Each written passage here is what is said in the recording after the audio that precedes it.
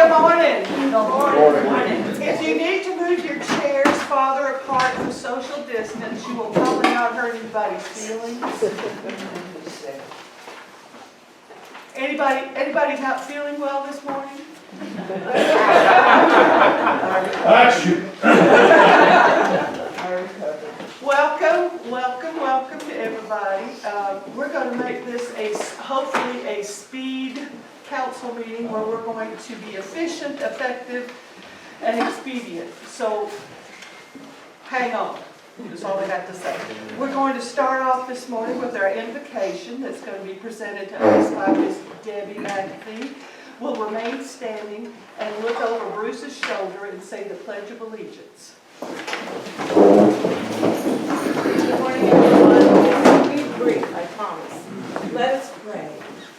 Dear Heavenly Father, we pray for all those in America and the world that this horrific pandemic has affected. We ask that you keep our citizens and dedicated employees safe from harm.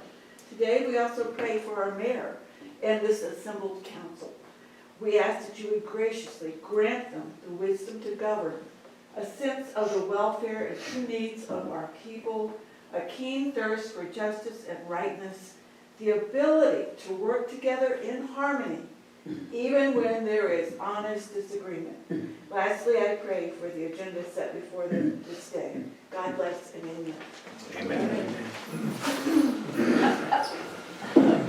I pledge allegiance to the flag of the United States of America and to the republic for which it stands, one nation, under God, indivisible, with liberty and justice for all. Thank y'all. Thank you, Debbie. That was very nice. All right.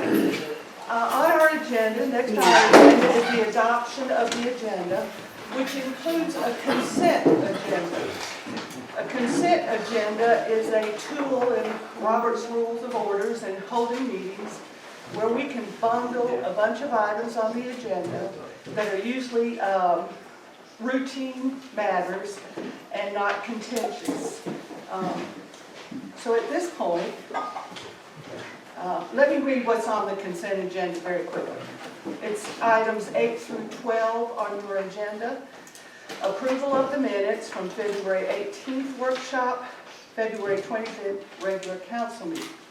Item 9 is to consider approving additional committee appointments listed in the printed agenda in your counselor package. Number 10, consider an ordinance adopting and enacting a new code for the city of Sky Valley. And I'm going to have Ella kind of explain a little bit about this. Okay, what this is, you all know that we've been working on the codification of all of our ordinances. We've been working with municipal code. They have gone through all of our ordinances and have updated all of our ordinances. We now have a book, and as soon as we adopt this, we will be able to put this on our new website. You'll be able to go directly to the website and look up ordinances. Also, too, just as a note for the record, there were some of our ordinances that were unconstitutional, so they did have to be removed. So if you go to hunt something and it's not there, it is because that the attorneys have reviewed it and declared it unconstitutional. But if you have any questions, once we get this on board, once we get the website going, I'll go ahead and tell you a little bit about that too. We are in the process. Hopefully we'll have that up maybe first, second week of April. It keeps getting pushed back as always, and I'm sure our current situation is not going to help matters. So I'll keep you up to date on that too. Okay. Item 11 is also on the consent agenda. Consider proclamation for Mayor's Arbor Day. And that is April the 24th. And what we have planned is to purchase a tree using the recommendations from our landscaping committee, and they will tell us which tree will be beautimous in Sky Valley and where we can plant it. Also, item 12 is consider the proclamation for the Municipal Clerks Week, May 3rd through May 9th. And we'll throw a party or a parade if we're allowed at that time. But we appreciate everything that Miss Karen does. Y'all give her a round of applause.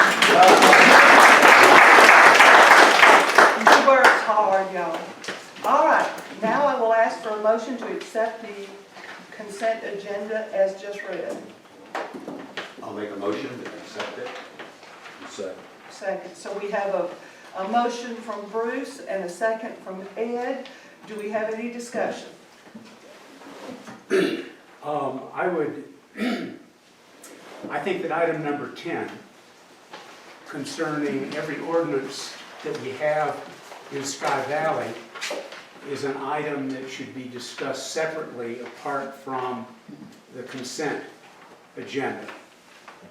I say this as one who has long championed this project. There are, the parts of the code that I've been best familiar with have been the animal and nuisance ordinances and the tree ordinances. And it's been really tough to figure out which one applies and what the order they were done in and so on and so forth. I would, I have not seen the new ordinance. I assume that once it gets up on the website, the old ordinances will no longer be on the website. And I think just as a matter of prudence, before we accept this pig in a poke, one that I've been very much in favor of doing, one that's needed doing, we just need to check and make sure that this looks like it's the right product. I'm sorry, I'm just a boy from Missouri, and I have an open mind and I want to approve this, and I'm expecting we'll approve this, but I want to see the results before we enact it into law. We're the body that does this. And I would think that every citizen would want us to take the due diligence to look at this product that we have not yet seen. And I would think all of our counselors would want to take a look at this and see if it conforms with their expectation of what our ordinances should look like. Jim, are you talking, as far as product, define product, are The you product meaning this is- particular ordinance or all the ordinances? All of the ordinances. I think Doug wanted to make a comment. That's been sent out to y'all months ago. Yeah, it was sent out last year to you all with the changes. Mhm. And he, Doug, as the city attorney, has reviewed it. And also, when this goes to municipal code, and I'll just reiterate what I've said previously. I remember what you said. Because municipal code has 12 attorneys that go through this thing with a fine-tooth comb, so they have gone through it thoroughly and have adopted what needs to be adopted. We're not saying every ordinance is perfect, because we do have some things that may be conflicting. Doug and I have talked about a few of these already. We will have to update some things, but that is with any city ordinance that you may have to do some updates. But this was sent out way last year, October, September is when it was sent out with the changes. I sent I'm it out sorry, to but council. I've been following this and I've been interested in it, and I've asked for updates on it regularly, and this is the first time that I've heard that I've been we giving had a updates draft on it that's several come out. times during meetings. I've So- given updates during meetings several times about it. Help us understand what we're approving here, though. It says consider an ordinance adopting and enacting a new code for the city. Basically, what we've done is we've consolidated all of our codes. If you have understood what you described, some of them were unconstitutional, so there was no decisions made. Those had to be eliminated. But this is not approving any new ordinances, it's just organize the existing ordinances. Right. So if we have, This has to be done So as if we have a formal issues, process. this can be brought up in future discussions, I would think. Right. I have never seen a public briefing as to what got dropped out on the floor and how some of the various contradictions were resolved. Well, I have one question. Are you an attorney that would know what you were looking at when you started reviewing this? Because our city attorney has Right. looked at it. And like I said previously, we've had like 12 different attorneys at municipal code that have gone through this. Well, that's reassuring. Yeah. Well, if y'all want to have just a meeting or something that I can go over everything, I mean, it's it needs to be passed at some point, it's not urgent, that has to be done today. Okay. If y'all wanna push it off a month, we can do that, and that gives me some time just to go over with you or anybody else, any specific questions that you have. But nothing new is being added to the code. Right, I understand. Because the way the old code was, it was just random things that were passed over the years, and there was no order to it. And so what we've done is we've sent it to Communicode, which is an organization that specializes in taking random ordinances and making them coherent and logical and Right. in an order.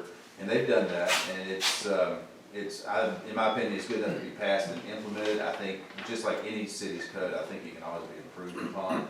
Because I think I've spoken at another meeting before with y'all, that there's some things that Sky Valley has never really regulated that probably should be regulated, like soil and water conservation stuff. So it's not urgent to pass it today, so if you would like some more time to look at it, that's fine, I don't have any Well, objections to it. I'm just saying that everything else on the consent agenda, I'm in favor of, but I'm sorry if I'm throwing a cog in the works of government here, but yeah, I would like to review that. I don't see any harm pushing it off. Well, I turn the floor over to my fellow councilors and mayor. Madam Mayor, can we, in lieu of this, approve items 8, 9, 11, and 12, and table 9 for a month until, everybody can, Table 10. I'm sorry, table 10. Is that something that we can do? If you're willing to make a substitute motion, since you made the original motion, you can do so. Instead of saying table, that puts us in another realm, you want to say postpone. Yes, sir. So would you like to make a substitute motion? Madam Mayor, I'd like to postpone the vote on item number 10 in the consent agenda until the next meeting, and go ahead and approve 9, 11, and 12. And 8. And I say, That's it. Need a second. All right, Jim second. Any other discussion? Well, I would like us then, what are we gonna do between now and the next meeting to satisfy what you're looking for? well, I'd like a chance to see the body of the revision. If anyone else is interested in this matter and would like to have Doug give us a briefing, that would be fine with me too, but at a bare minimum, I'd like a chance to see it. Rather Well, I than, just wanted to clarify that, because I recall Doug did do an overview for us when we had our orientation. He kind of went through, I guess, explained to us that a lot of what we had there was not so good, and there's a lot of things that need to be done. And I'm just wondering, if there's issues in there, then that those can still be addressed, even though we go ahead and Yeah, That we can is have a correct. process. And the reason for this to be passed was, we can't put anything online until this is approved as the way it's submitted. And as soon as the old ordinances go off, we don't have the ability to compare the old with the new, unless we've printed out the old ordinances. Can you just have an archive of old stuff? I can pull an archive, yeah. Yeah. Yeah. We have those anyway, because when we submitted all this, we had to scan everything and send it to municipal code, is what they did. Bill, It doesn't, isn't records retention require that to live forever? Yes, those originals are, Yeah. stay as part of our record, the originals, right. Yeah, so we'll always have access. And we have everything scanned. when do you foresee the website coming out so that we would have to have the codification piece And done? that's what I was talking about earlier, hopefully in maybe 2 to 3 weeks we'll be going live. And they need that link to be able to link it so that they can move forward with the website. Any So other it's- discussion from the council? And the web- So what will need to happen between now next month that Jim will feel better about? Do we need to have a meeting with him? Or just Jim need to have a meeting with Doug? I guess we'll just send you a copy of That would be that. fine. You look it over, if you have any questions, just call me and I'll walk you through it. Okay. Okay. So we're still with our substitute motion. Do I want to call the question, or do we have any more comments or concerns? All right, I'm calling the question. All in favor of the substitute motion presented by Bruce, signify by saying aye. Aye. All opposed? It's passed. Nay. Okay, so our consent, Okay. which nay? We have one nay, excuse me. And nays? Nay.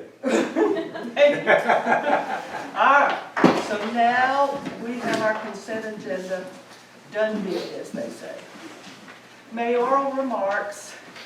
I don't think I need to tell you all that we are living in some strange and different times.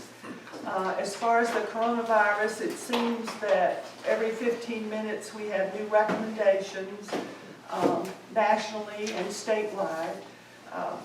Now we're not supposed to gather with 10 or more people. So obviously, we've got more than 10 people in here. I also received a legal recommendations from the Georgia Municipal Association. I have not gotten nothing from the state of Georgia yet.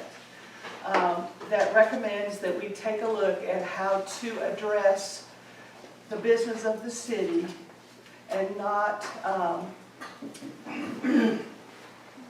jeopardize our citizens with catching this horrible virus. As of right this minute, we have no known cases of the coronavirus in Raven County. I was told there were 4 people tested at Mountain Lakes yesterday.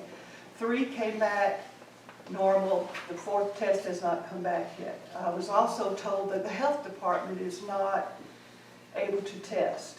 So our best recommendation is for you to find a doctor and get them to set you up to test. And we all know the precautions of, social distance. Don't do anything with your face, wash your hands, take care of yourself. And we certainly, as a city government, want to make sure that our citizens are safe and healthy. So with that, I have asked Doug, our attorney, to look over the recommendations from the Georgia Municipal Association. And they quote a Georgia law that says that we can have meetings online. So we're going to, with his permission, go ahead and start that process. So this may be our last person face-to-face meeting for a while. But we will make sure you all are informed of what's going on. We also will create some personnel policies. That's also a recommendation for, in the event that one of our city workers comes down with coronavirus, we have to do something about that. So we will make sure that the basic services, which include garbage pickup, your participation in the government, clearing the streets. The police still will be in charge of denoting where the ambulances need to go. We will take care of your basic needs, but we want you all to be safe. I told Jim that he could be at the front gate with a thermometer as you all come in. We may have to do that. I'm teasing. What I want to say is we're going to be prepared, but we don't need to panic. I don't want to see any of y'all running into the streets with your hair on fire.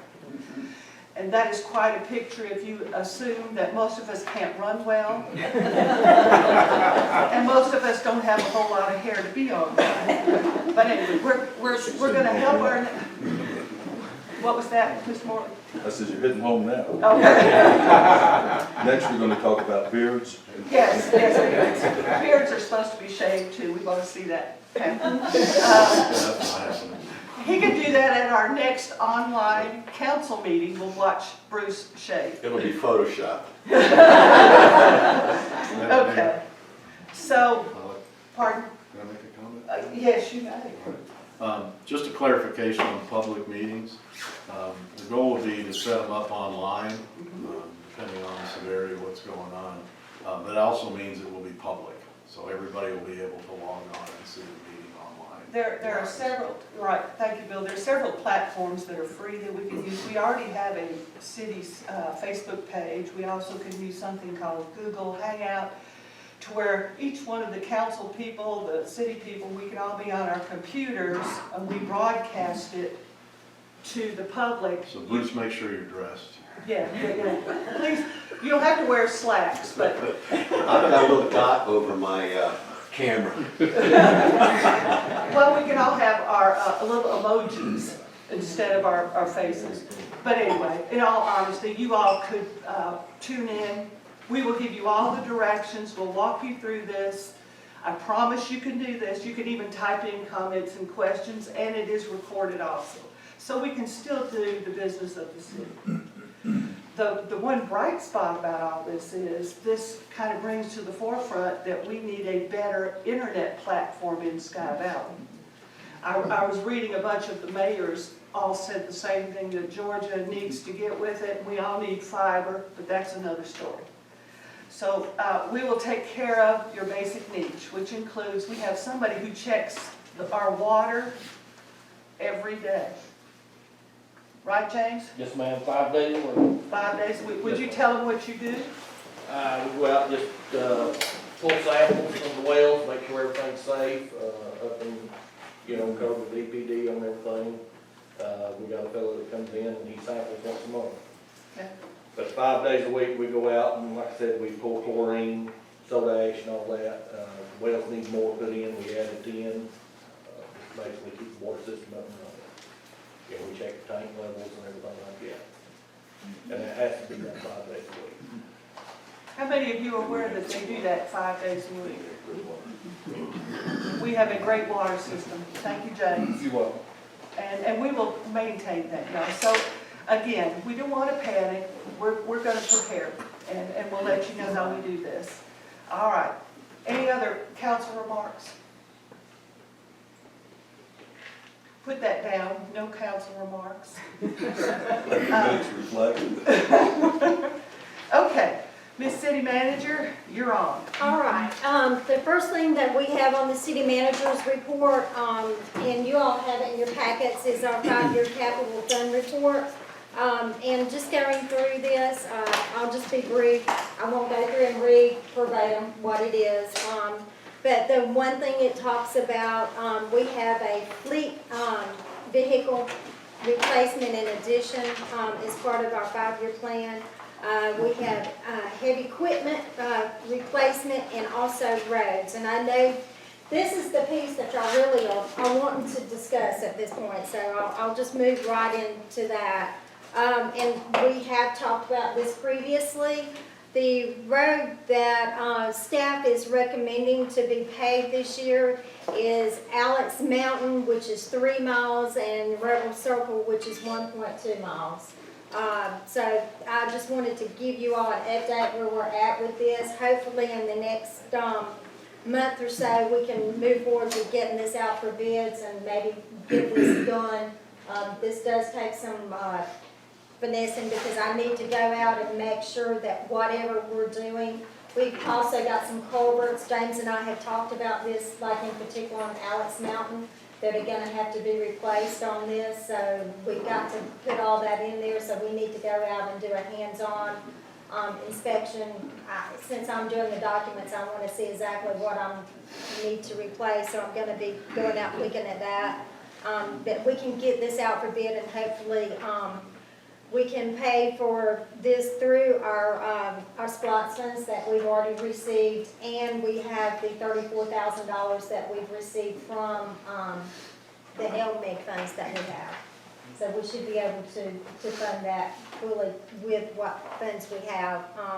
And if I see it's going to be over what we have allotted for our SPLOST funds, I'll let you know, and we'll go from there. But I think we'll be fine. I'm not sure, but right now I think we'll be okay. And then the next ones, I have a recommendation on the staff to pave the roads as funds permit. And it just talks about also too the different roads. And also I want to make this note, it says these recommendations are from staff on the current conditions of the roads. So like for instance, we have something that washes out and we need to move one of these up or replace one of these, we can always do that. So I just want everybody to know that's a project that we're fixing to get started on, and that will be moving forward. My next item on the agenda that I have was, let's see. Could we ask you questions on the issues? Just for everyone's benefit, could you describe what you're planning to do as far as the repaving is concerned? Sure, yes, sir. What we're planning to do is, with Alex Mountain and Ruggles Circle, particular Alex Mountain, we have some areas, and this is something I have brought up previously when talking about roads. Previously, the roads here have not been milled, which means we have asphalt that is this deep and then you drop off. Well, that's not what should have happened over the years, so we're going to eliminate some of this, but we're also going to do some grading on the sides of the roads and actually have something so if you do have to veer off the side of the road, you're not going to sink down and not be able to move. So we're wanting to do that. You know, we've had that be an issue on some of the other roads that were paved. So we want to make sure we do that. And like I said previously, James and I have discussed the culverts in a couple of the places that need to be relocated, possibly relocated and replaced. We have some that are undersized. We have some that are actually just disintegrated. And they should have been replaced years ago, have not. So this is going to give us an opportunity to maybe help clear up some of those areas as well. Good. Okay. The next item I have on my list is the striping quote. This is for the road fog lines. And I have received a price from, and we have been in discussion with Daniel Wilson. And I asked Mr. Wilson here today. Daniel is here with us, and he gave us a quote for 10 miles or less is 35 cents per linear foot, and if we do over 10 miles, it is 0.28, it's 28 cents per linear foot. And just to give you a brief update on what this does, this is also includes cleaning and traffic control. There had been some mention about possibly trying to go with the county, and James had been in contact with Daniel, and the reason I asked Daniel here is because he has done work for us previously. So I just wanted to get him here and let him tell you what he will be doing, you know, if we decide to move forward with this part of the road striping. Basically what we do, all these prices are based on restriping. Some of the roads in here need restriping, some of them do not. As far as what we do, we come in here, we take care of all the cleaning. As y'all know, the moss and stuff in here is growing terribly this year. We'll come in here and do some pressure washing on the areas that need it and restripe as needed. Now, I base these prices off of 10 miles more, 10 miles or less. Say for instance, we have 5 miles that's completely clean, and we don't have to do a whole lot of cleaning. I can drop my prices some on this. Right. I'm not good with public speaking. Go ahead. But, for me to give you an exact price, it was something I'll have to measure myself. Something, I'll give you an exact number on. These are just base figures. So, any questions or something like that, maybe I can answer. You mentioned the lifetime of restriping versus new striping. I think that's of interest. On new asphalt, you're typically get 3 to 5 years. On restripes, 10 to 12 years. So. Any other council questions before I go to the peanut gallery? Yes, ma'am, would you stand and tell your The name? peanut has a question, please. Yes, please. I'm Debbie Dalhouse Curtis on Demarest Lane. Will your restriping be reflective? Yes, every bit of restriping, reflecting, and glass speed. Wonderful, thank you. And we're talking about fog lines, that means the two outside edges Yes, of, ma'am. of the road. As far as I know, there's only one road in here wide enough for a double lane. And that's the main Probably thing. correct. You can see that we've done some of these stop bars and stuff, I guess some of y'all seen. Some of them's got double gallows, some don't. There's maybe two that's actually by code, you know, that I could put a double yellow line on. But these roads in here are not designed for double yellow down the middle. Any other questions? Just to, Okay. Would you repeat again the guarantee-ish that you just talked about? When you pave new asphalt, everything's new, everything fades. As you can tell on 246 coming up from Mountain, asphalt's not what it was 10 years ago. You're striping on new asphalt 3 to 5 years. Okay. But when you restripe, when everything's settled, everything's cured out, you typically get a longer life out of it. And you said it was 10? 10 to 12 years. And I mean, it all depends on traffic. I mean, I consider this low traffic up here. But, I mean, I know that it really depends. Like I said, my recommendation is 10 to 12 on restripe, 3 to 5 on new asphalt. And you pressure wash the streets? Where it's needed. Okay. As last, you know, this year with all the rain and everything's coming, everything's growing moss on it. Where it's got shade and it's got moisture, it's growing moss. Of course, we can't come across the moss. So what we'll do is we'll come in here and pressure wash where needed, blow where needed, you know, to get the road clean for it to be able to be striped. Do you do any work for the county? We do. Okay, so you do county roads, We do county roads. okay? Do you give them a better deal? I I thought I'd ask. do. We do all your parking lot striping and everything is done by me. Now, when it comes to roadway striping, we have a truck come in here from Atlanta that comes in here and does this. I do all the cleaning, I do all the traffic control, get everything ready, where that way when they show up, all they have to do is sit down and go. Any other questions? You did a fine job of public speaking. This is the first time since my senior year in high school.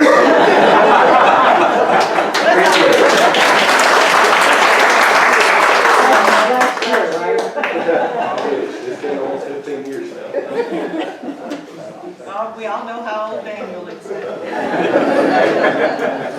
Thank you. Thank you very much. He's leaving. We scared him, y'all. okay, in the roads, that staff is recommending is LaBelle Circle, Ridgepole, and Sky Valley Way. These are not set in stone, but this is what staff is recommending, looking at some of the roads. Ridgepole, you know, is a very well-traveled road, so we need to make sure that you can see that at night. And Sky Valley Way definitely is. We've got some areas that when you come in at night, you cannot see. If there's not a light, you're in the dark, so. What is the total linear I don't miles or have, feet? I don't have that total there. Okay. I didn't do the total. What you did there was just over 10 miles. Mhm, it was So just she over could get 10 the miles. I 28 did do the 10 miles to make sure we got the cheaper rate. Yeah, it's 10.04, so we're close. We did do that. But, you know, whatever council recommends, and James, and Jerry, James put a lot of work into this. He wrote each road that we had and got the linear foot, the mileage on each one, and converted it, and as in your packet, it shows you what the estimates would be if we did the 35-cent and the 28-cent on each road, so you have those amounts, so I think that gives us a really good idea of where we need to be with this. How many of y'all have driven in Sky Valley at night when it's foggy? Or had company or guests come and go, oh, I'm not going up there, so I think this is very, very needed. Did you have a comment, Ms. Delhouse? Yes, I did. I hope that in the future you will do some every year, because almost every road needs this. I applaud the ones you've chosen, but don't stop is my request. Okay, sure, yeah, that's. Well, Go ahead. Question, Cheryl Babbert, Red Fork Trail. Will they be doing that on Alex Mountain when they repave it? Oh, yes, that will be part of the paving That contract will be and part of and the- Rebel. Yes, Thank ma'am. you. Great question. Yes, sir. Oh, I just wanted to say that, you know, we were provided with a list. I mean, that's a lot of streets in Sky Valley. And, you know, I can't say that which streets might have been left out, but I assume they're pretty new.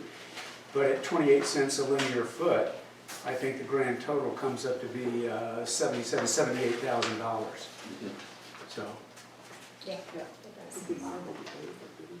I guess the question is on that sheet, is that showing, let's say if you were doing a street that's a mile long, you have to do 2 miles of striping, correct? That is So correct. so when we see these miles here, that's half the miles of the total. That is correct, right, James? No. That's half. No. That is the total, that's both sides. That's That total, is both total. sides. That is That's both what sides. you did first. Yeah, that was both That's what I sides. wanted. Yeah. That's both 28 sides. cents That's is what I for both thought. sides. Any other questions, comments? I see us doing roads every year. Do you all agree with that? But right now, we'll start off with, Well, With those three. between paving and doing 10 miles, you're only gonna have another 12, 15 miles next year. Or if we find some money, we could do a little bit more Right. this year. Once we get the bid in for the actual paving, we can go ahead and do some more this year. I mean, we can look at it that way too. I mean, we've always got funds that we can utilize for things we'll like have a bake this. sale. Yeah. Get the Corona discount. Would you investigate that? Mr. Turner? Okay. Okay. The next item is Evergreen Lane, and let me commend Moody for all his hard work he put into this.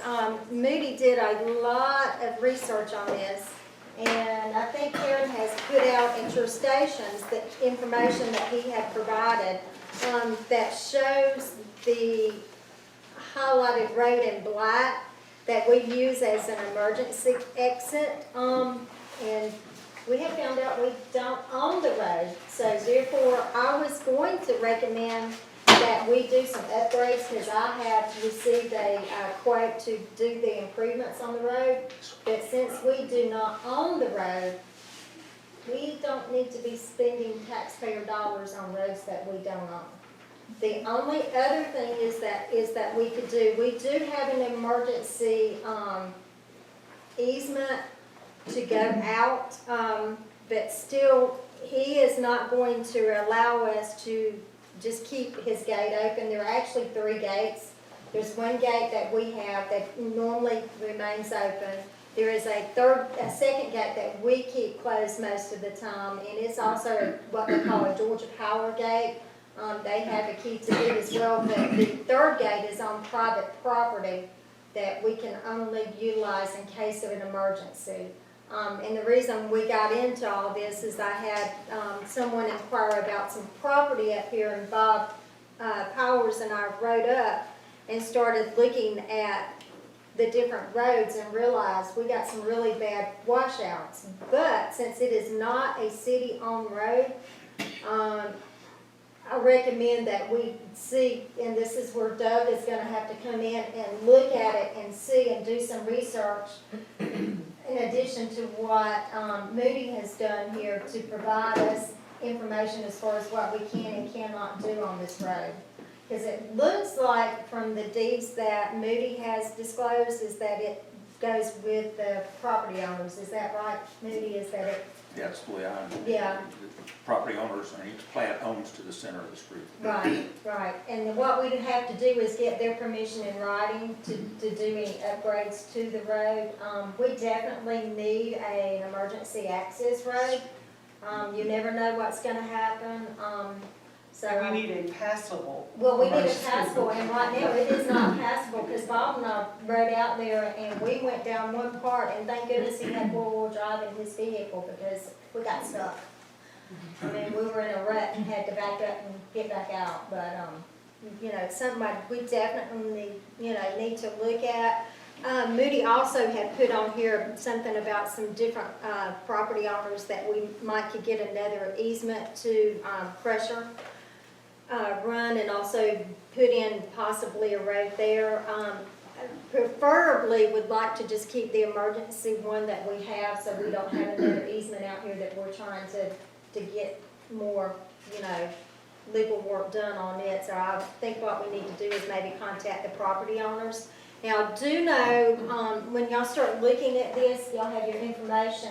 Lot 6 recently sold. I don't know if any of y'all have ridden back in there to look at this, but on Lot 6, that has recently sold, and the people have done a lot of work just on that lot. They did work on their little road behind, and also on the right-of-ways where their brush had come out into the road. So I'm sure they would be willing to allow us to do it, but we have to get the other 2 property owners. One is I believe Mr. McGee, and I can't remember who the other one is, but we just need to get them to look at that and see, what we could, if they would give us something in writing, is what we need to look at to get this done. Did you say you had the estimate for? I do, the estimate, it talk was about in that? it was in your packet to fix the road, because our guys don't have the equipment to do it. It's in pretty bad shape. It's $6,400 to do this. So before we go spend taxpayer dollars on a road we don't own, we definitely need to get something in writing from the property owners. I particularly am familiar with this. Where I live, I own part of my road. The county does maintain to a certain degree, but we've given them, the capability to be able to do that. So it's something you have to sort of make an agreement with. Would you talk about what the quote, the bid incurs? Okay, what this is, and this is the gravel road. It means it has cleaning up the ditches, haul material from the ditches, roadway with a motor grader, haul and spread the gravel, smooth the gravel with a motor grader and skid steer, and compact the gravel with a double drum vibrator roller. And what this would do, this would keep it from washing out. My understanding is, and this is something that happened prior to me moving into this position, is that evidently James had said they had spent over a week on it, and Probably 2 weeks. 2 weeks on it. We've been there a long time. And we didn't own that property at that point, so, and until we get something in writing, I suggest we not move forward with this until we can get something from them. Did I hear you say that the cost of that bid to get the gravel road through there was $6,400? Yes, sir. And do I recall correctly that we have about 600 homes, 600 residences in Sky Valley? So about $10 a house to get us the emergency access that we need to get emergency vehicles into Sky Valley. If there's a blockage on 246, if there's a blockage down in front of the club at the bridge, it's something we need to do. Yeah, and it needs to be passable, because it's not. Absolutely. It does. The whole thing. Our Do side, we the know county whether side. there's any existing easements for us to transit that property or not? From what I'm understanding, there is none, because like he was talking about when he started doing his property search, it talks about when you start looking at the roads themselves. And if you'll go back, and I think he even pulled some of their legal descriptions and some of their plats, it shows where the center line of the road is each property owner on each side. So I think that's where we need to go with this, is contact them. And It's gonna take a little work. but- It's gonna take a but little work. Hopefully, as we do it, we could get some easements, so in the future. I right. did not find any easements when I was looking. That doesn't mean there's not any, but I don't think there are. James, did you have something? Yes, that bid only goes to the middle gate, To the middle gate. from where the pavement ends on Evergreen to the middle gate. From that middle gate down, we did not do anything. How far is that from the middle gate down? It's probably, what do you think, Mike? 400 million yards or more? Oh, yeah, it's, that's probably about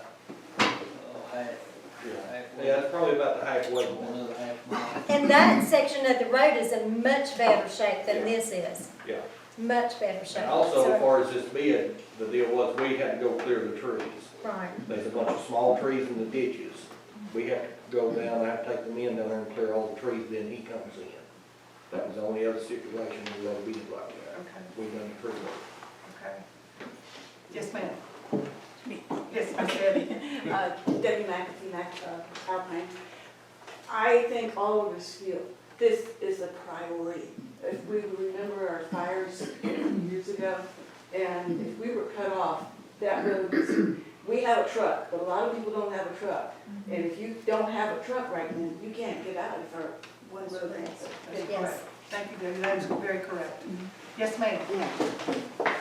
Lynn, you don't have. Can I sit? Okay. Lynn Decker, Downing Street. I guess the property owners, the 3 or 4 that are involved with this, might want to know that this road will be improved, but it is strictly for emergency use, not for anyone else sneaking down going that way. I mean, would it be restricted in some way so Yes. that the public won't use it? But That is correct, because we already have an emergency easement with some property owners at the very end of this, so yes, it would be the same type that would be. There's gates that have to be unlocked. Any other comment? Yes, yes, sir. Steve Berkman, West Sugar Bush. If we're gonna do any milling for repaving, why don't we use the millings for this road? We can use some of it, but I'm not sure we're gonna be ready to pave by when we need to get this done, because with spring coming up, I'm not sure we're gonna be able to get the paving project started before this happens, so. But it could be used in the future. It could be used in the future, right, to go in and pack, and what we can do is, the way that works with the milling can be used on an existing gravel road, or like, for instance, if we have other gravel roads that are in need of, like where your actual asphalt joins your gravel road, you can go in and it helps expand the apron on each one. So that was one thing that we'd already talked about with the milling. Yes, sir. Any other comments, questions? A follow-up question for James. James, you indicated that the contract gets the road about halfway down there. Would we have to do more for the rest of the road? Would it cost Sky Valley more? Yeah, I'd say it's gonna cost a little more to do the rest of the road. Like I said, the ditches is the biggest thing. If we can get ditches on the side of that road, it's not gonna wash like it is now. Okay. Now, when we get a rain, everything's right down the middle of the road. Like I said, we spent 2 or 3 weeks down there 4 or 5 years ago. Right. Had it looking immaculate. George Powers, that's the best they'd ever seen it. Yeah. We was tickled with it. Come a big rain a month later, everything's gone. Thank you. Needs a lot of work. Wonder if Georgia Power can help pay for it. We can ask. You won't do his own emergency road. Yeah. That's a big We can no. ask. Yeah. Nice try. Don't be a downer, don't be a downer, Mr. Ritter. So we're going to look into this. Yes, I'll get, Doug's got information, and I'll follow up with him and, give him any, additional information he may need to follow up with this, to get this moving, so. And I think we all feel very strongly about this. I know I do. Thank you very much. You're welcome. Any other questions while we got Ella on the hot seat? Oh, well, one more question. Just one. The 5-year capital plan that was in our packet, that looks very similar to all the 5-year plans I've ever seen associated with a budget. Are there any changes in this Yes, version there of were. it compared to what we And if you'll did? notice in your packet, when you start looking at that, some of those items were in red. Like, for instance, on your heavy equipment program, you'll see some of those are in red. That's where the changes were made, and they were highlighted. Okay, thank you. Good question, Mr. Curtis. Good question. Any other? We ready to move on? We ready? We're ready for old business. Now here comes the table business. Item 6. We have to take off of the table a motion that was in February at the council meeting agenda item to consider awarding a bid to Smoky Mountain Chrysler for the 2020 Dodge Durango with trade-in and equipped by Dana Safety Supply Incorporated, a total of $27,754.78 was tabled for further discussion, and requests were made for additional bids. So I need a motion to remove this item from being tabled and to return it for consideration by the council. So moved. Okay? So it's been, a motion has been made by Mr. Curtis. I'll second. Okay. Moody second first, so it's a second is made. This, I taught kindergarten, can you tell? The motion was made by and the second was made, so how about a discussion? You need to. We can vote and then we can make it. Oh, all right, we'll vote. Oh, yeah, we do need to vote. All those in favor say aye. Aye. All opposed? Thank you. It's carried. Now we can have a discussion. Thank you, Ellen. So now, do I hear a motion to consider awarding another bid? Or do we want to discuss this? Well, Go ahead and discuss this. I'm ready to make a motion that we go ahead and execute the original bids for both vehicles with the larger engines at the prices that have been extended so that we can do this. And the reason, I mean, I've listened to Well, all... let's get a second Okay. first. I'll second. Okay. Now, And the reason I think we should go ahead with the large engines is simply that the mega speeders, the guys who are really dangerous, those are the ones who just blow past and get down to Highlands and are never heard from again. We can argue whether the police department ought to give the speeders, 10 miles an hour or 15 miles or 20 miles an hour, but that's a different discussion. I'm concerned that the 3.6 liter won't be able to pursue the really bad offenders, which are the folks that we really most want to discourage from speeding on that road. Now, we can also have the discussion about whether there are any guidelines we want to give our police department. We know about their policy on chase as being reasonable and so on. But my experience, I've been driving in these mountains for 40 plus years. And I've done it with small engines and I've done it with large engines. And I'm just thinking that the vehicles that are going to be chased are the ones that are going up the hill. Up the hill is where the speeding problem is. Down the hill, people get stopped by slower traffic. So I'm just thinking that I know that my acceleration is always diminished dramatically going up the hill. And I just think that our police department ought to have multiple vehicles that would enable them to pull over the mega speeders in the very short distance that we have to do that safely. So that's why I make the motion, and that's why I'm inclined to vote for that.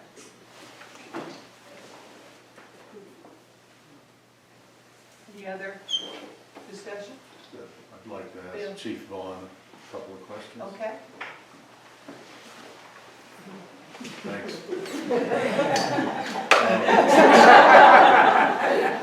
I get you. As we contemplated this, in my mind, and we discussed this, before, kind of correct me if I'm wrong, the two major concerns that we have with getting these new vehicles is, one, being able to equip them properly as a police vehicle, right? Have the power in them from an amperage standpoint to run all of the lights and the radio, et cetera.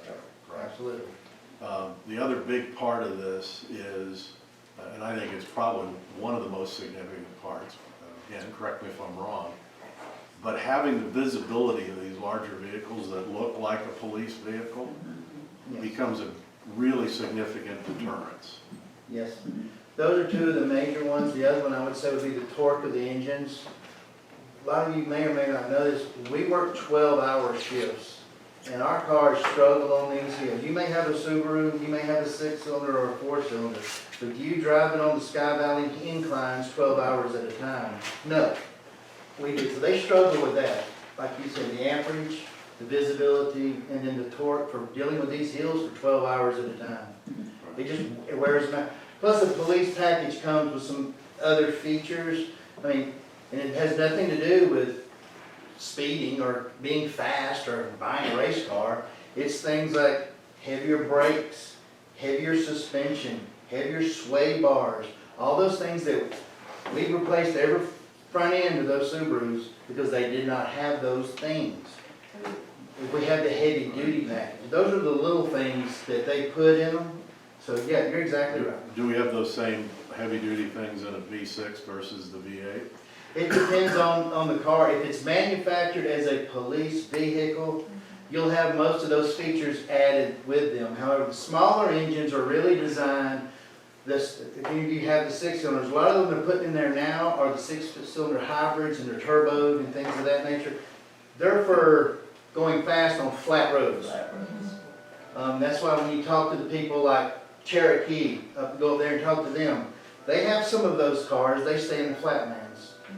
The ones they send up into their high areas have the big horsepower and the torque to deal with that. You stick chains on these things, you drive them in snow, you wear your small engines out. So we don't have the luxury of having a fleet of cars.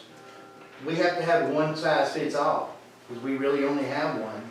And so those are the kind of things that we looked at. To be honest with you, catching up with people on the road is not even on our list of concerns. It's like you said, the electrical output, the horsepower, and then what do they put in those suspensions. Some of the 6-cylinders do, but you're really not gaining anything when you look at the fuel economy for what you're losing. Because they struggle on the hill. The bigger engines just do better. The Durango that you see sitting right there gets almost as good of gas mileage as that little Subaru sitting over there on these hills. You get down on the road, the Subaru will get 30 miles to the gallon easy. That one's only going to get 18 to 20. But up here in the mountains, there's only about a 2 to 4 mile per gallon difference. And that one's holding up, and those are sweating it into the day. So, yeah. And your vehicle out there is a police-equipped vehicle? It is a police package Dodge. Yes, sir. That's their standard package that they put in it. Thank you. Yes, sir. A follow-up question similar to that, and when you talk about the mileage, what kind of mileage are you getting? Depends on how you drive it and where you're driving. On a day-to-day basis up here, I'm getting 13 to 15 miles per gallon on it, and that's pretty much consistent every day. If I get down on the main, like to Clayton, like if I go to a conference down in Livonia or somewhere, it'll bump up to around 20, whereas the Subaru would jump up into the 30s. Well, for sure, the reason we're having this discussion today is I think we all accept the fact that the Subarus are not suitable vehicles for what you fellows need. And I think I pointed that out in our last discussion. We need something that gives you good appearance when you're out on the road that would discourage people from doing bad things, including speeding. One of the electrical system, when on the bid for the truck, I noticed that the amperage in that truck is significantly less than what you have. Is 160 amps going to be adequate? I would say that if it's in their police package vehicle that they have, it's already pre-wired. So I would say everything that we need should just plug right in and play. Okay. And I don't see them putting it in there if it would not be adequate. But I would have to ask, I think Ellis actually spoke to the dealer himself about that. He correct? did, he said the truck was, like you said, it's pre-wired for this. Just for instance, James has one of these trucks. He actually has this truck already. It's the same thing that we're getting, you know, that we proposed is the same one that James has. The same engine? The same engine? Yes, sir. And he's already got his equipped for, and we just put lights on his at this point, but he's already got all his lights and stuff, and he has not had any trouble with it. You're talking about the Sky Valley City truck? Right. As opposed to, okay. Right. You indicated with the 6-cylinder that you don't think it has enough torque to go up the mountains? Well, that would be the concern that I would have, and I believe when we spoke to the dealer as well, he's the one who told us what the other agencies around that have high peaks, they shy away from the 6-cylinders, they've tried them, they wore them out. They went back to the V8s. Okay. Now, the V8's a bigger, slower engine, if you really want to know the truth of it. It's kind of bigger and slower, but it's stronger. And the strength is what we need, especially in the snow and doing the things that we're doing everywhere here is uphill, as y'all know. But yes, Do you speed think that's- isn't really the concern for us, it's more the muscle behind it. Well, and I think I'm getting feedback from various folks that are concerned that we're going from kind of the residential, quiet community where you and your predecessors have done a good job of maintaining a safe and secure neighborhood. But we've expanded out into this 1 mile stretch on the highway, and so the perception is, as you try to spec a vehicle that will allow you to do your job, that it's so we can chase cars. So I I don't appreciate. think I've ever said that I wanted to chase cars. I've never said that. Well, correct me if I'm wrong, but I thought that was part of the. Well, one thing that I put in there, like when I originally did these bids and give you all the package, Officer Baums had kept a list. I just included it with that was the number of times that he had kept up with it. Since I had that, I wanted to relay that information, is why I included it in there. Okay. Yes, sir. Well, Maybe we can clear this up, maybe just a terminology here that we're, semantics that we're getting confused on. There's a ginormous difference between chasing a car and catching up to a car. Huge difference. Chasing means I get behind Monty and he don't stop and I chase him to Tallulah Falls. That's a car chase. But if I'm sitting on the side of the road and he blows by at 60, I got to catch up to him to even pull him over. That's the difference. It's not the car chase. Right. It's the thing. Because if it takes me, and they've got stats everywhere that will prove it, if it takes me 4 miles to get up close enough to him for him to see that, oh, he's pulling me over, well, that's 4 miles. He's put other people in peril. The quicker I can catch up behind him and pull him over, the quicker I stop him, and now he is no longer as much of a menace as he was. And that's why you want to be able to catch up to them. The cars we had, you couldn't catch up to anything. They're an economy car. The average car outruns them. So, but as far as chasing cars, that's not even on our priority list. Our big thing is, when David has his blue lights on, he keys up his radio, the blue lights go out. Why? Because the motor don't generate enough power. Well, and we've all talked about this. For 3 years we've talked about this. It's those kind of things that concern us. When there's ice on the road and I need to go up Bayberry because we've got an incident up there and my car ain't got enough power to get me up because that's all it'll do. That's another issue that we have. So speed and chasing, that's what you call now fake news. So, because that's not what we're looking for, and I have said it till I'm blue in the face. I don't know why people don't understand that. Chasing cars is not our priority. Being able to do our job safely is. And yes, Mr. Morley's exactly right. The visibility of the vehicle makes a huge difference. We have people pass us in the police cars because they don't think they're legitimate police cars. So yes, the deterrent, you sit out there on the side of the road and you just watch those front ends dip because they will slow down. If you don't, go out there and take my Jeep out there and sit on the side of the road. And I can clock people 65 and 70 in front of City Hall. Pull that police car up there, you see that front end they hit them brakes. And they're still doing 45 and 50 in a 25. But our goal would be not to catch people. It's to have a vehicle that performs our daily duties. Getting around Sky Valley without wearing the car out in 3 years, like we've just done. So, Vaughn, Yes. if I understand, the 3.6 liter engine, still, the car still has the same appearance, so the same deterrent capability.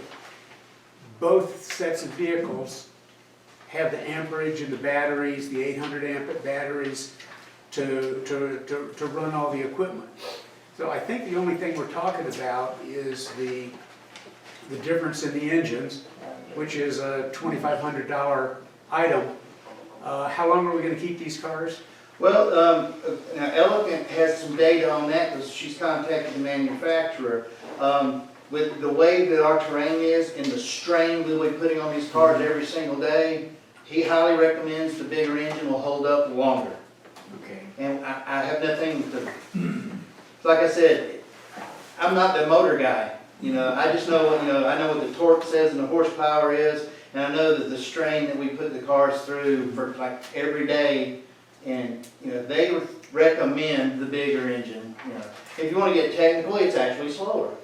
But speed is not our issue. Our issue is we want something so that in 3 years, I'm not standing before another council saying, yeah, we bought cars that only lasted 3 years, like we are right now. We want something that's going, we want to look for a car we can get 8 to 10 years out of. Because we drive them 12 hours a day, 365 days a year, and that's a lot of work on these hills. Yeah. But yes, speed and chasing is not our priority. And hopefully we can put that to rest. Thank you. Yes, sir. Well, and that's the thing I was trying to understand is when you look at the performance of the two cars, it's from 0 to 60 with the two engines, it's 2 seconds difference between the two. So it's not a major factor. I think what you're explaining to us though is as far as endurance of those engines, you probably would be better off with the bigger engine. I would think so. I don't know. Does anyone in here have a 6-cylinder truck engine? I just went from an 8 to a 6, and I'm just an average person driving up and down these roads. And I hope to tell you, the only thing that gets me up and down these roads is the fact that my little 6 can be done like a stick. If I couldn't drive it like a stick without a clutch, they would be stopping me for hindering traffic coming up that mountain with a 6. And I'm not driving it 12 hours a day like these guys are. Would you give us your name, please? Oh, I'm sorry, Nancy Knox, I live in Valley View condominiums. Thank you. Ed, I've had big engines and little engines, but 2 cars that I've had that were comparable, both been Mazda 6s. One had a 2-liter engine, inadequate on the mountains. Didn't get the 0 to 60 that you get on the flat level. Now I've got a 2.5 engine in the same car with the same weight, and that's serviceable. It's not a fast car, it's not a fast engine, but it's serviceable in the mountains. And that's the same 25% difference in horsepower that I see between these 2 engines. So, And keep in mind the speed test that you're referencing, they're done on flat tracks, Yeah. not inclines. There's a huge difference there. But I think you've explained to us that we're not really concerned about the chasing part of Absolutely. these vehicles. Yeah, that's So not even on our not an radar. issue. Check our radar. Did you notice that with the pickup, the Ram 1500 Classic, 395 horsepower in a truck that's 5,000 pounds? Is that, do you think we really need a V8 in that, or a V6 would maybe be more suitable? James has one, he drives it up here every day. I think you better stay with the V8. That's just my preference on it because, like you said, I drive mine up here every day. You start up and I'll drive up through here and it's automatically it starts dropping down. A lot of it ain't the speed, it's the torque. You want that extra torque to get you up the hill quicker. Like you said, not the speed, not to chase nobody, but the torque's gonna go a long way in these mountains. In my opinion, that's just my opinion. I'd like to just cite a couple of messages that I've received from people that are concerned. And one of these is from Will Gurley. I just received it, and but he wants it put on the record, so I'll email it to you, Karen, to put in the record. But yet in the interest of being responsive to our folks, I am very much opposed to the acquisition of new police cars, and particularly ones according to the descriptions I've heard. The current vehicles are very similar, is a far better choice. And I think, I'm just reading this is not my opinion. The vast majority of roads in Sky Valley are residential streets with a lot of curves. To purchase vehicles with 140 plus mile per hour capability seems quite out of order. Police cars should be small to medium-sized vehicles that have four-wheel drive. Yes, they should be comfortable, but that does not mean they require high-powered engines. The only place they could possibly use them is approximately 1 mile of highway, 46, but even for this, the police interceptor models are overkill. Please do not let the city's money be wasted in this fashion. I have far more important issues to deal with rather than how fast our police cars can go. I do understand the need to enforce the speed limit. However, I believe this should be done judiciously, and I'm very much opposed to Sky Valley becoming just another Georgia speed trap. I want to just share that there's a lot of folks out there that when I was running for election that was totally opposed to the branding that we were getting as a speed trap in Sky Valley. And my hope is that we can minimize that by having vehicles that are out there that will help discourage people from speeding, but we don't get that description of watch out for the Sky Valley speed trap. So that's, I guess, Well, I would think we can answer that with the facts. You want to compare us to Dillard, for example? We ride about 10 tickets a month. They ride close to 400 a month. Once again, fake news. Listen to what people are telling you, and you go look at the facts yourself. How do you even compare that? I don't know, but it has been repeatedly thrown in our face. As for the data, we provided it for 3 years since I've been here. It's out there. yeah. Well, sure.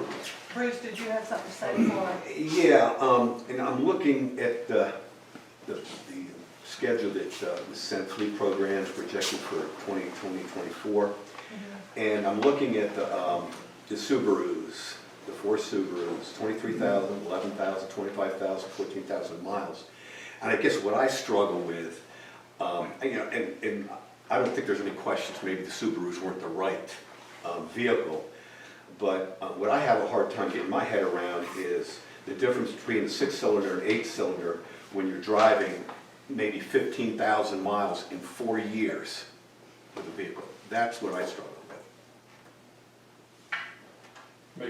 Make that point again. What is it? The mileage? The mileage, you've got 23, so you've got an average maybe of 17,000 miles per vehicle for 4 years. Okay. Subarus, not getting it done. I don't think there's any question about that. What I have a hard time with justifying going from a 6-cylinder on the vehicles that we've gotten information on between an 8-cylinder and a 6-cylinder with that small amount of mileage for 4 years on a vehicle. Now, that report was when we had 4 Subarus that were working every I'm trying day. to remember, what are you looking at now? What's your capital plan?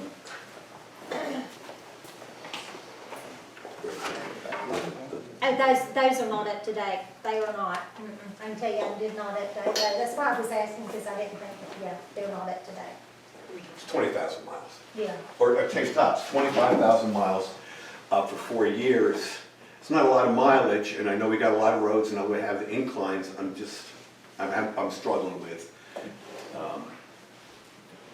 the rationale.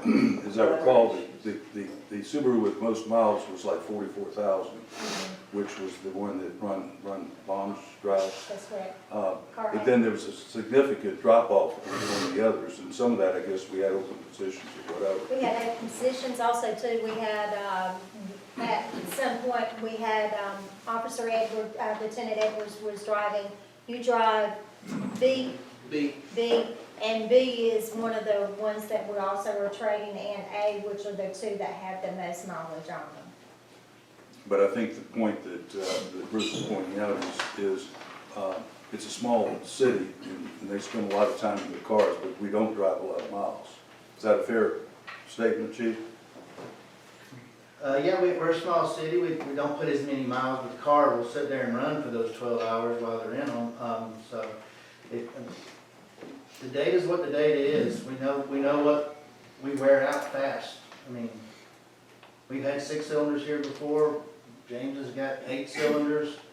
Look how long some of them trucks with those 8 cylinders, how long some of them trucks been on the road? Well, the Tundra's got, I think, 160,000 miles on it. That's 8 cylinder. I mean, that's 160,000 miles. It was used when the city bought it. And I mean, it still does good. We're looking for something that we don't have to replace in 2 or 3 years like we're doing right now. I mean, you have the information, I mean, there's nothing more we can, I mean, we're beating this horse to death. I mean, we've got the data. Sure. I mean, if there's a huge, significant price difference, but I don't think there is, I mean, I don't know that there's anything else I could add. Bob O'Keefe, 4 Saddleback Circle. I've been in a few of these meetings to hear this conversation. I'm aghast that we're having the same conversation over the same points about the 4th time, and I only moved up here permanently in June. That money was built into the budget as far as I understand. Now personally, I have a 6-cylinder truck and I have an 8-cylinder Yukon. And that 6-cylinder truck, and I don't have to sit in it, and I'll talk about this for the comfort, but go up and down that mountain except when I want to. I gotta put it down in low, and I'm not passing anybody, and I'm not chasing anybody, and it's not enough. I have that vehicle because it's got all-wheel drive. The Yukon, on the other hand, I can do what I need to do with it when I need to do it.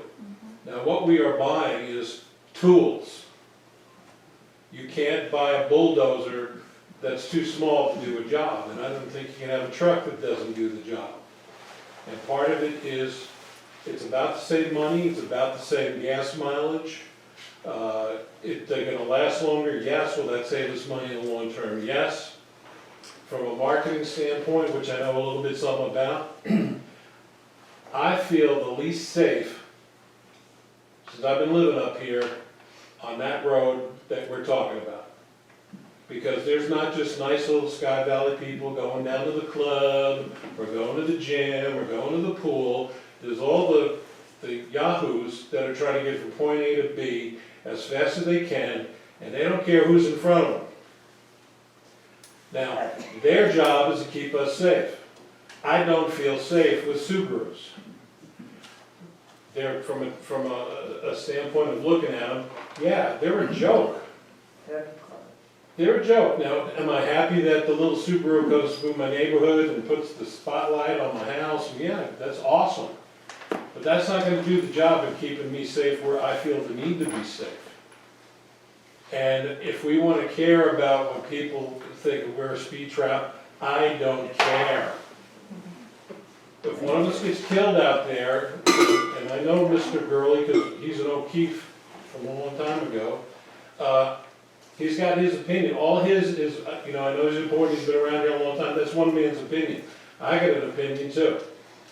These people need the job, the tool to do the job, that's going to give them the tool when they need it.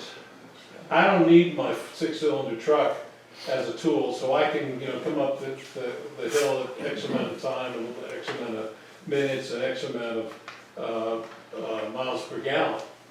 These people need to stop people. And you know what? I think the deterrent of them, you know what? Think of yourself. When you drive anywhere and you see a Charger with the bubblegum machine on the top, do you like go, whoa? Yeah, you do. You may not even notice. You may not even notice the Subaru go flying past them. And as they said, if you go flying past them, too bad, so sad. They're not coming after you. Now, my personal opinion, I'm not elected official or anything, I think you're beating this horse to death. Okay, at this time, everybody should have been able to say what they need to say. I think for the safety of our community, particularly on that road, which is part of our responsibility, we need to go ahead and just bite the bullet and buy the doggone trucks. I'm done. Thank you, Mr. O'Keefe. Yes, sir. Morning, my name's Ken Sigler, I'm Assistant Chief of the Fire Department here.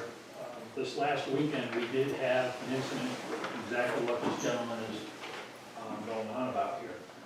A couple individuals about got taken out by Darwin because evidently the lieutenant's Subaru did not steer him bad enough, and they took off up the hill. There was no pursuit. It was a attempt to catch up to, and luckily for these two morons that were driving this car, the good lieutenant did a wellness check to see if they made it up the hill. They did not. At Happy Hill and 106 in Scaly, they missed the turn. And the only thing that saved these two twits' life was a 3-inch maple tree that kept them from going down over the bank and drowning in the creek. They didn't get hurt. The car barely has a scratch on it, but they wrecked. They thought they were going to make it home, they did not. My thing from a first responder and a firefighter's standpoint is, if he had had a decent looking police car there, and I'm not knocking Subarus, I drive one myself, but these two morons probably would not have tried to outrun him. There was no outrunning him, he didn't pursue him to begin with. Okay, but it is kind of laughable, and like this gentleman up front said, there's a difference between the Dodge Charger, and I'm not sure what you all are looking for, and a Subaru with police on the side of it. These guys could have just as easily, instead of crashing to the right, taken themselves out, gone to the left, and gone head-on into a family of 4. Yep. Okay, it would not have been good. They were doing excess of 60 miles an hour. You do not survive that, I don't care how many airbags you have. I don't want to come out to calls, okay, because some moron is doing something like that because they thought they were going to get away with it. There are 6 levels the police department uses to de-escalate a situation, up to and including deadly force. The first level is presence. Okay? They will walk into a situation, they don't have to say anything or do anything. The mere presence will calm down 90% of the situations we run into. This police car is a presence, and it will slow people down. They will think twice before thinking they're going to make it home without them finding out what their license plate is. I don't want any more of what I saw Saturday. It could have gone very, very, very bad. You could do that whole accident 1,000 times again, and it wouldn't turn out as good as it did. It was just a stroke of luck for these twits. I guarantee you right now, you could put a tricycle with a blue light out in front of City Hall, and neither one of them will do over 24 miles an hour. Thank you. Just a few more comments, Ms. Allred. Terry Allred, Driver Lane. I'm so glad I came today because I was against this also. I felt that we just wanted speed and we just wanted to do this and that and the other. But listening to the chief talk, I understand that the torque is a very important thing. I have a small car and it just struggles also if we're driving around, just the little driving that I do. But to drive all day long with it, it makes so much more sense to me. The presence is also very important, as they just talked about. Thank you, ma'am. All right. I'll get you a minute. Yes, sir, Mr. Dare. Tim Dare, Ridgepole. I will address my friend that are on the council. I was like Will Gurley, he said, "What in the hell have we put a big engine in it?" But I have listened to the chief and all the other discussions. I think the question we're now down to is what size engine do we put in the vehicles. I think we can decide we need them. I drive a 6-cylinder pickup truck and it does great. It's a fairly new Chevrolet Colorado, but again, I also drove a Ford F-150 for 14 years, and when I bought it, I decided to put the V8 in it. It's the smartest thing I ever did, because just like the chief says, it day in, day out, it gives you all the torque and all the energy that you need, and it doesn't wear out that fast, and that's what we need to do if we need to move on. Thank you. One more. Debbie Galhouse, first Demarest, excuse me. I think whether you're buying a truck or a computer or a lawnmower, you need to listen to the people who use it. Please follow their advice. You've done your homework to check with other municipalities. They've verified what our folks are saying. Yes, give them what they need. Any other comments from the council? All right, I'm going to call the question, and the motion is that we go with the bid, the original bid for the, wait a minute, I'm going to find it, the Dodge Durango. All in favor signify by raising your hand for yes. For the, with the big engine. With the big engine, yes. Aye. Okay? So we have 4, 5, okay. It's unanimous. Thank you. Okay, now we're going to go to the truck.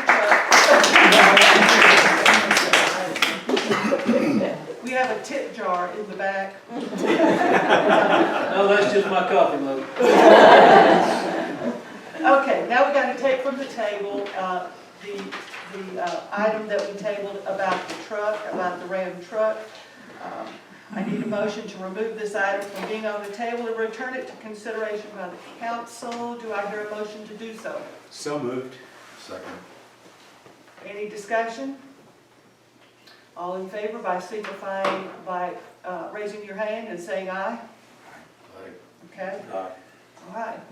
So we now have it on the table. We can talk about it. Do I have a motion that we go with the original, that we consider the original bid for the Ram 1500 Classic Crew Cab 4x4 with trade-in and equipped by the Dana Safety Supply Incorporated, total $23,527.70. Do I have a motion? I move that we buy the truck. Second. Okay, discussion? The horse is dead? I think we have. Bob, you have anything? Okay. I think we're finally on a roll, I'm gonna shut up. There you go. Put that in the minutes, Karen. Mr. O'Keefe is not gonna talk. All in favor, raise your hand and say aye. Aye. All opposed? All right, do we do the happy dance now?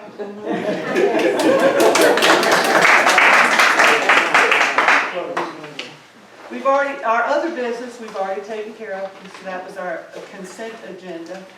Before I ask for a motion to go into executive session, let me read a quote from the school superintendent in reference to the place where we are now. Wait a minute, what did I forget? You didn't actually do a motion. You pulled item 10, but we did not approve the consent agenda. I thought we had a motion from that. No, you approved to pull 10 10. from the consent agenda, but the actual consent agenda has not been approved. Well, all right then. Yes, ma'am. Thank you, Ellen, thank you. All right, do I have a motion to approve the consent agenda except for item 10? So moved. Second? Second. All in favor, say aye. Aye. All opposed? Thank you, Ellen. You're welcome. Keep it straight. Okay, now, before I have a motion for the executive session, let me read a quote from a school superintendent. In the end, it will be impossible to know if we overreacted or did too much, but it will be quite apparent if we underreact or do too little, and that is in reference to the coronavirus. I wish we had a projector in here because I would put a little humor into this, because Ms. Backup sent me a cartoon this morning, and it's in reference to the coronavirus, and it has two people playing poker, and their chips are rolls of toilet paper. Have you all been to the grocery store lately? Huh? Not to be found. Not to be found. A good thing this virus does not have diarrhea as part of its. Don't put that in the record. Mayor? Yes. May I make a comment? You certainly can. I just wanted to thank everybody for all the great participation and points of view. I think it's very, very helpful that we get a good turnout like this, have a robust discussion, so that we can make decisions that align with, safety and security and the future of this valley, and keeping in mind that we work for you guys. So thank you very much for. Here, here. Great point. All right. What'd you say? I was just All right, gonna ask you, Pub- do you public have a- com, now we have public comments. Does anybody need to say anything except for Mr. O'Keefe? Yes, ma'am. I'm Helen Clyber, what's my street, Jimmy Peak. I just have a question of the chief, if Will, going to come into this. What is our police coverage on the weekends? We do have some shifts that are not covered at present. Right now, the weekends are covered, but that rotation's gonna come around. And, as we kind of progress into this, I think the chief and I are gonna talk and see if we can't change our schedules around to have coverage every weekend. I had made a phone call several weeks ago on the weekend, I don't even remember now what it was about, but, I think it was Ron that answered the phone, whoever was on call answered our local Sky Valley, I didn't dial 911, but, I was surprised that there was not anybody here, and I know that there's a shortage of shifts, and I think that something, I like to know that there's somebody here 24/7. And I don't know what needs to be done to remedy that situation, if another policeman part-time needs to be hired. I think it's something to consider. Thank you, ma'am. I think, just to throw this in there, the decisions that we just made Yeah. are maybe gonna help us get some applicants, because we have had 0 applicants, largely because of our equipment. Amen. Yeah, we'll address Dave, Helen, last Sunday, you may have noticed all the smoke. Well, I smell the smoke too, and I went out and I thought, holy cow, is something going on? And I called the police and I didn't get an answer. So I went out looking for it, and I didn't find it, but I did find that Vaughn was out doing the same thing. And the reason he wasn't able to pick up the phone was he was on the phone talking to the emergency reaction people in Clayton. And it turned out that the fire was down on Warwoman Road. It was a Georgia Power burning 300 acres. So the police were on the duty, even though I couldn't get to the phone, and I found Vaughn, and I got that information, and we even shared a call with the mayor. So Vaughn lives in Sky Valley. The other folks aren't far away, so I mean that's not 24/7 that we expect and that we fund, but you know I think we're still okay if something happens. I think that if we can have 24/7, I think we should. That would be better. Yeah. Yes. Any other comments? Yes, sir. Starting this out to you all, does anybody have any questions for the fire department, bringing that little smoke scare up? As far as the corona scare and all the rest of that, our response to it? You guys are easy. Yes, ma'am. Yes, Ms. Platt. I'm Maureen Platt, Breckenridge Lane. I had the occasion to be very, very sick very, very quickly. Mine was gastrointestinal, and I could not keep food in me or water for 2 days. Being a nurse, I postponed going to the hospital. We're notorious for that. But I want to say thank you. I called, the paramedics were there, and I've had to call them in the past when my husband was very sick and ultimately died with falls. You know, not only do you come quickly, but you have some of the best I'm a master's level nurse. I've worked emergency, everything, 47 years. You have the best paramedics, EMTs I have ever worked with. And when I'm in the ambulance, I'm trying to talk to them to go to nursing school. You'll make more money. And we need nurses. So all the way over to Highlands, I was chatting, but thank you so much. And I talked to Mr. Carnes yesterday. Thank you for that time. Anybody else? Thank you all again, like Bill says, for coming. Thank you all. Lee Robinson. I have Excuse me, Lee. just a comment, that's okay. Lee Robinson, Alex Mountain up there.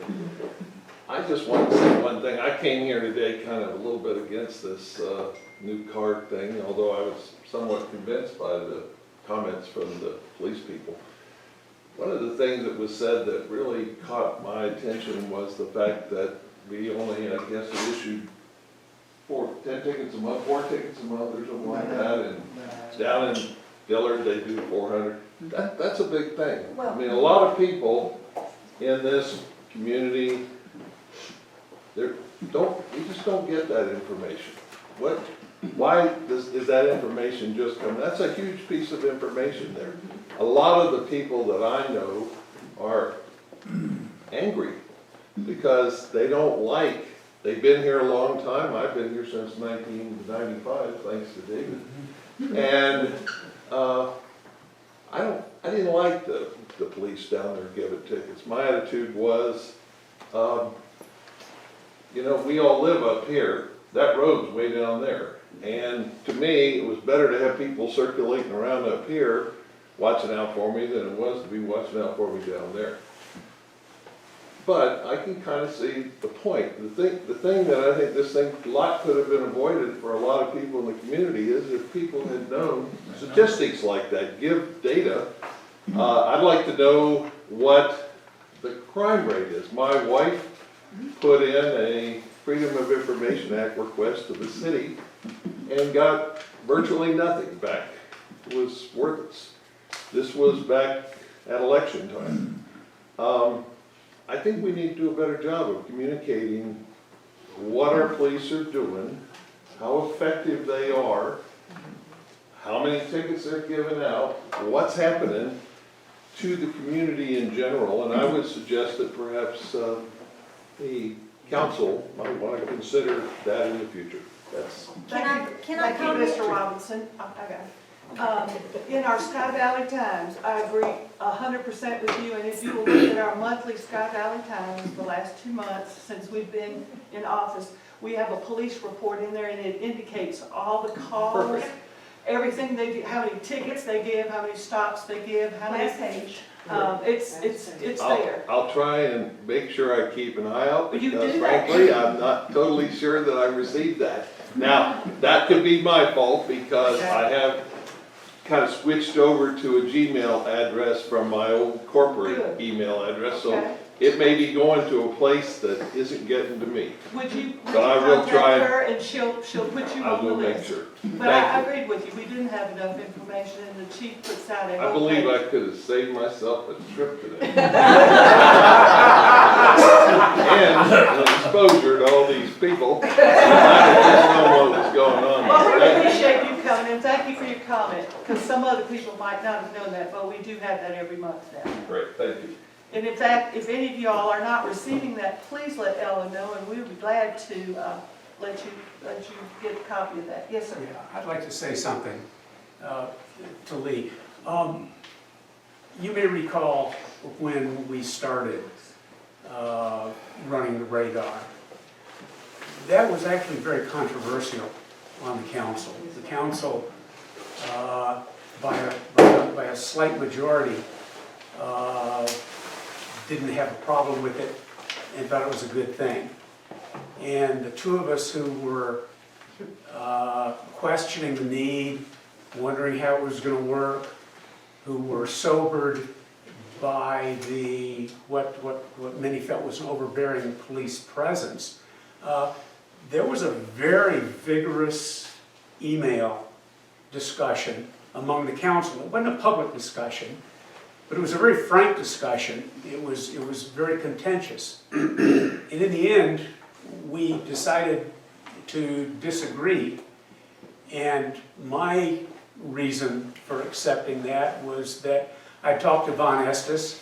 I knew what kind of a guy he was, and I didn't think he was going to let it get out of control. And as soon as they figured out how to do it, you know, it was going to settle down. And I think that's exactly what's happened. There was a lot of semantic debate over what's a speed trap and what isn't, and a technical definition as opposed to a colloquial definition of speed trap. But you know, I've come to feel that it's worked out to be a reasonable balance right now. I'm sure this council, if we felt the need to discuss it, I think there would be an open and frank discussion that everybody could participate in. I don't see that we need to do that right now, though. So that's something else. It was a good question, though, Lee, thank you. Any other? Okay, I'm gonna read one thing, and then I'm gonna ask for a motion for us to go into executive session to consult and meet with legal counsel pertaining to pending or potential litigation. We're gonna get through these strange times, my dear Sky Valleyans, and remember the Sky Valley way. If you're gonna spread anything, spread help, compassion, and humor.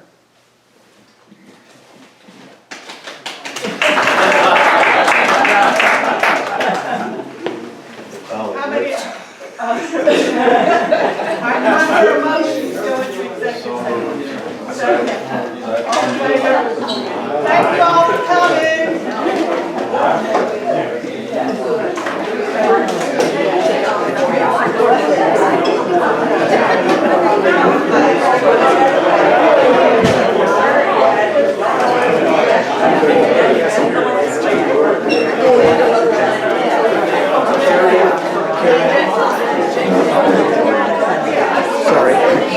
This week, I'm coming home Sunday, but I didn't have to work Monday. So that was kind of neat. Bruce. I didn't hear the hammer. Do I have a motion to go back on the record and continue this meeting? So moved. Second. All in favor? Aye. All opposed? Do I have a motion to adjourn this meeting? So moved. Second. All in favor, say aye. Aye. Bless you all. See you soon. We got to sign. We got to sign an affidavit. And then also, the handouts for the executive session agenda, you can turn those back into Ella, I have to destroy them. I can't let you take them out. even though they don't say anything about the litigation. It's not supposed to go out. But the coronavirus. You should keep the comment Yeah. that together is what I do. Yep. It was so nicely done that I wanted to take it home and read it, but That one.